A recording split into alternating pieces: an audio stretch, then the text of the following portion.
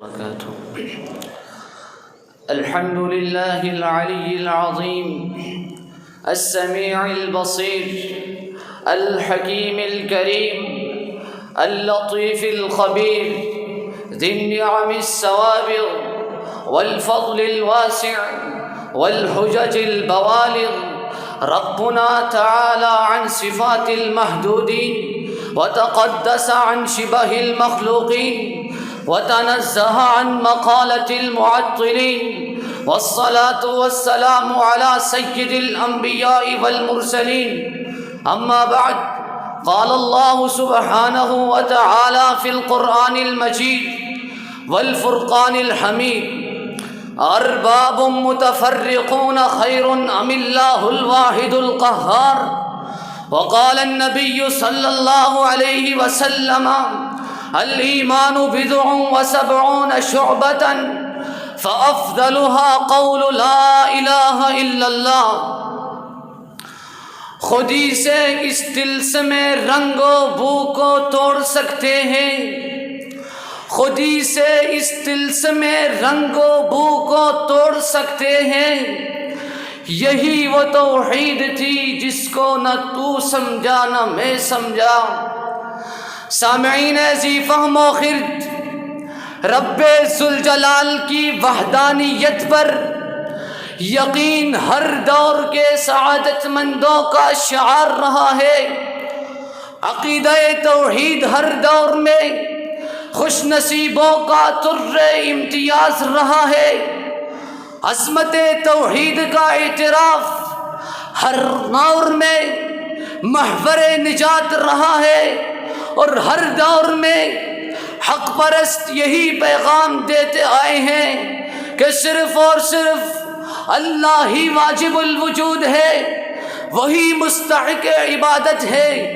میرے مشفق و مربی اساتذہ کرام، میں جب توحید کی اہمیت و فضیلت کو خالق السماوات والارض کے عظیم کلام میں دیکھتا ہوں تو مجھے معلوم ہوتا ہے کہ جن و انس کی تخلیق کا واحد مقصد بھی عقیدہ توحید ہے.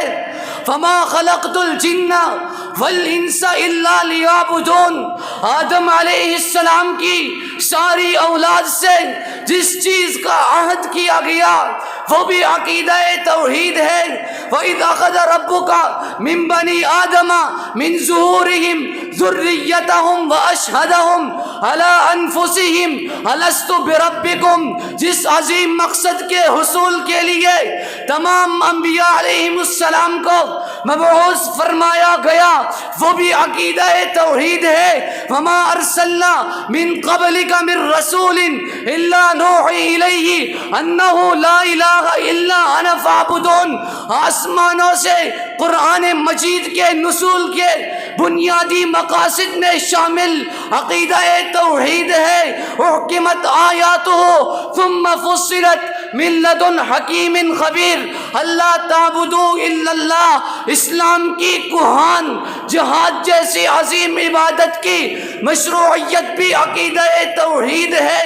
فقاتلوہم حتی لا تکون فتنہ ویکون الدین کلہ للہ. انسان کے نیک اعمال کی قبولیت کی بنیادی شرط بھی عقیدہ توحید ہے. فمن کان یرجو لقاء ربہ فلیعمل عملا صالحا ولا یشرک بعبادت ربہ احدا. اللہ کی نصرت و مدد کے نزول کے بنیادی شرط بھی عقیدہ توحید ہے. وعد اللہ الذین آمنوا منکم وعملوا الصالحات لیستخلفنہم فی الارض. امن و سلامتی کی بنیادی شرط بھی عقیدہ توحید ہے. سنلقی فی قلوب الذین کفروا الرعب بما اشرکوا باللہ ما لم ينزل به سلطانا. اہل کتاب اور ہمارے درمیان مشترکہ کلمہ بھی عقیدہ توحید ہے. یا اہل الکتاب تعالوا الى کلمۃ سواء بیننا وبینکم الا نعبد الا اللہ ولا نشرک به شیئا.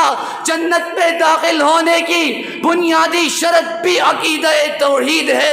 انه من یشرک باللہ فقد حرم اللہ علیہ الجنہ. معزز منصفین کرام، جب میں توحید کی اہمیت و فضیلت کو احادیث پیغمبر سے دیکھتا ہوں تو مجھے معلوم ہوتا ہے کہ اللہ کا مخلوق پر سب سے پہلا حق بھی عقیدہ توحید ہے۔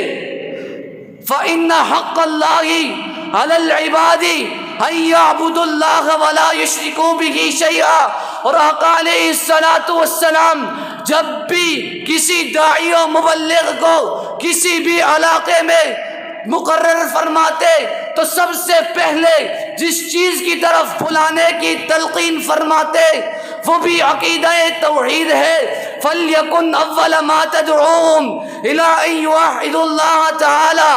اور آقا علیہ السلام نے جب اپنی قوم کو توحید کی یہ دعوت دی تھی، قولوا لا الہ الا اللہ تفلحوا وتملکوا العرب والعجم، اور اسلام کی بنیاد جن 5 ستونوں پر قائم ہے ان میں سب سے اہم اور سب سے پہلا ستون بھی عقیدہ توحید ہے۔